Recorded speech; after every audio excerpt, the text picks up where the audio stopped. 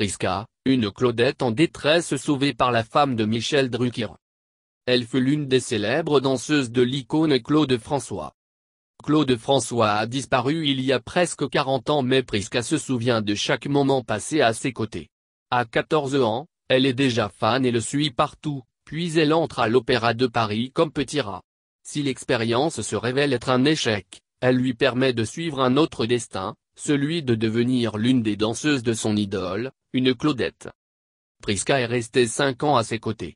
Comme elle le raconte dans son livre, Danse ma vie, paru cet été aux éditions Fortuna-, Claude François transforme sa nouvelle protégée. Il m'a façonné, raconte-t-elle dans Ici Paris. L'intéressée devient blonde pour lui et se fait refaire le nez et les dents. C'était un patron protecteur. Il voulait que je sois impeccable. 40 après, elle donne encore des cours sur les chorégraphies du chanteur que personne n'a oublié.